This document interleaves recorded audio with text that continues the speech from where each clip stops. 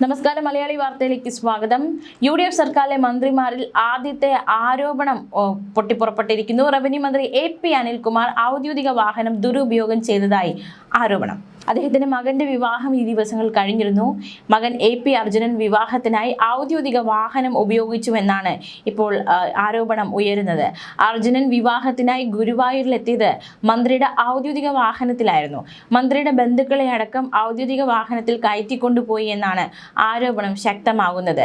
സാമൂഹ്യ മാധ്യമത്തിൽ അടക്കം ഇതിന്റെ ദൃശ്യങ്ങൾ റീൽസായി ചിത്രീകരിക്കുകയും ചെയ്തു. എന്തായാലും മന്ത്രി വാഹനം ഇത്തരത്തിൽ സ്വകാര്യ ആവശ്യം അല്ലെങ്കിൽ വിവാഹ ചടങ്ങുകൾക്ക് വേണ്ടി ഉപയോഗിച്ചതിലാണ് ആരോപണം ശക്തമാകുന്നത്. ചട്ടലംഘനം നടന്നു എന്നതടക്കമുള്ള ആരോപണങ്ങളാണ് നിലവിൽ ശക്തമാകുന്നത്. ഗുരുവായൂർ വെച്ചായിരുന്നു റവന്യൂ മന്ത്രി AP അനിൽകുമാറിന്റെ മകൻ AP അർജുനന്റെ വിവാഹം നടന്നത്. മുഖ്യമന്ത്രി അടക്കം നിരവധി പ്രമുഖർ പങ്കെടുത്ത വിവാഹമാണ്. ഇതോടെ സുരക്ഷയുടെ പേരിൽ പലർക്കും ദർശനം നടത്താൻ സാധിക്കാതെ വന്ന സാഹചര്യമുണ്ടായി. VVIP പരിഗണന നൽകുമ്പോൾ സാധാരണക്കാർക്ക് വലിയ രീതിയിലുള്ള ബുദ്ധിമുട്ടുകൾ ഉണ്ടാകാറുണ്ട്. അത് ഇത്തവണയും ഉണ്ടായി. രാവിലെ 7 മണിയോടുകൂടിയാണ് VD സതീശൻ ക്ഷേത്രത്തിൽ ഉണ്ടായത്. മുഖ്യമന്ത്രിയുടെ വരവിന്റെ ഭാഗമായി കടുത്ത സുരക്ഷാ ക്രമീകരണങ്ങൾ ക്ഷേത്ര പരിസരത്ത് ഏർപ്പെടുത്തിയിരുന്നു. ഈ സാഹചര്യം വിവിധ ദേശങ്ങളിൽ നിന്നെത്തിയ ജനങ്ങൾക്ക് വലിയ രീതിയിലുള്ള ബുദ്ധിമുട്ടുണ്ടാക്കി എന്നതും ഒരു ആരോപണമായി ഉയരുന്നുണ്ട്. എന്തായാലും മന്ത്രിപുത്രന്റെ കല്യാണ വാഹനം മന്ത്രിയുടെ ഔദ്യോഗിക കാർ ഉപയോഗിച്ചതിൽ വിമർശനങ്ങൾ ഒരു വശത്ത് നിന്നും ഉയരുകയാണ്.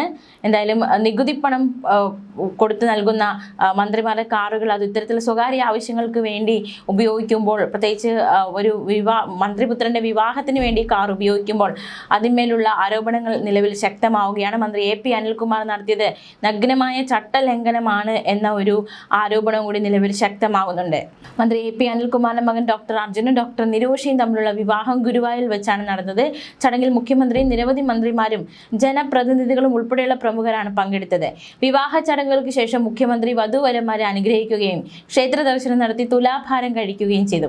മറ്റ് പല മന്ത്രിമാരും MPമാരും AICC ജനറൽ സെക്രട്ടറിയും ചടങ്ങുകളിൽ സംബന്ധിക്കുകയും വിരുന്നിൽ പങ്കെടുക്കുകയും ചെയ്തു. വിവാഹ ചടങ്ങുകൾക്ക് ശേഷം മുഖ്യമന്ത്രി വധൂവരന്മാരെ അനുഗ്രഹിച്ചു, ക്ഷേത്ര ദർശനം നടത്തി തുലാഭാരം കഴിച്ചു. മറ്റു പല മന്ത്രിമാരും MPമാരും AICC ജനറൽ സെക്രട്ടറിയും ചടങ്ങുകളിൽ സംബന്ധിക്കുകയും വിരുന്നിൽ പങ്കെടുക്കുകയും ചെയ്തു.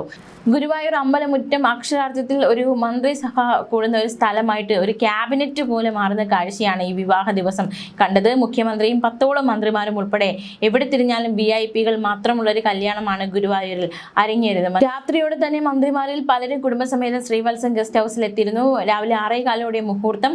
വരണ്ടു മന്ത്രിമാരായ PC Vishnunath, Roji M John, MLAമാരായ രമേശ് പിഷാരടി, IC ബാലകൃഷ്ണൻ, അൻവർ സാദിഖ് തുടങ്ങിയവരും മന്ത്രി M ലിജു, ഹൈബി ഈഡൻ MP എന്നിവർ കുടുംബസമേതവും മണ്ഡപത്തിലെത്തിയിരുന്നു. വിവാഹ ചടങ്ങുകൾ അവസാനിച്ച് ക്ഷേത്രത്തിന് സമീപം വധൂവരന്മാർ ചിത്രമെടുക്കുന്ന സമയത്ത് മുഖ്യമന്ത്രി സ്ഥലത്തെത്തി വധൂവരന്മാരെ അനുഗ്രഹിച്ചു.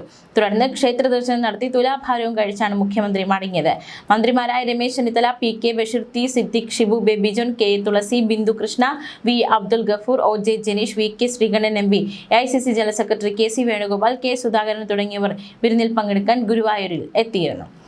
അതേസമയം ഈ ഒരു സാഹചര്യത്തിലാണ് ഇപ്പോൾ കഴിഞ്ഞ ദിവസങ്ങൾക്ക് നമ്മൾ ദൃശ്യങ്ങൾ കണ്ടതാണ്. ഔദ്യോഗിക കാറിലൊക്കെ വിവാഹം പങ്കെടുക്കാൻ എത്തുന്നത്. എന്തായാലും മന്ത്രിപുത്രന്റെ വിവാഹത്തിന് ഔദ്യോഗിക കാർ ഉപയോഗിച്ചത് വിവാദമാവുകയാണ്. ആരോപണങ്ങൾ ഒരു വശത്ത് ശക്തമാവുകയാണ്. അതേസമയം സംസ്ഥാനത്തെ മന്ത്രിമാരുടെ ഔദ്യോഗിക വാഹനങ്ങൾക്കുള്ള നമ്പറുകളായിട്ടുണ്ട്. കഴിഞ്ഞ ദിവസമൊക്കെ നമ്മൾ അറിഞ്ഞതാണ്. മുഖ്യമന്ത്രി VD സതീശന്റെ കാറിന് 1ഉം ആഭ്യന്തരമന്ത്രി രമേശ് ചെന്നിത്തലയുടെ വാഹനത്തിന് 9ാം നമ്പറുമാണ് അനുവദിച്ചിരിക്കുന്നത്. 2ാം നമ്പർ PK കുഞ്ഞാലിക്കുട്ടിയുടെ വാഹനത്തിന് നൽകി. സണ്ണി ജോസഫിന് 4, മോൻസ് ജോസഫിന് 3ഉം K മുരളീധരന് 11ഉം AP അനിൽകുമാറിന് 7ാം നമ്പറുമാണ് അനുവദിച്ചത്. VD സതീശൻ ക്യാബിനറ്റിൽ മന്ത്രിമാരുടെ വാഹന നമ്പറുകൾക്ക് വേണ്ടി തർക്കം നിലനിന്നിരുന്നു. ഒടുവിൽ മന്ത്രിമാർക്ക് അനുവദിക്കുന്ന വാഹനങ്ങളുടെ നമ്പറിലും തീരുമാനമാവുകയായിരുന്നു.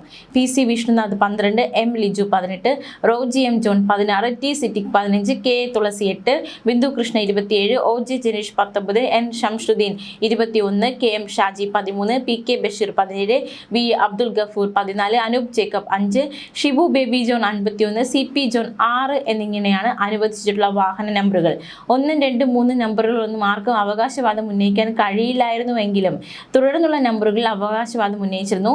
9ാം നമ്പർ കിട്ടിയത് ആദ്യം KA ഷാജിക്കായിരുന്നു. പക്ഷെ അണികൾക്ക് നമ്പർ ഇഷ്ടമായില്ല.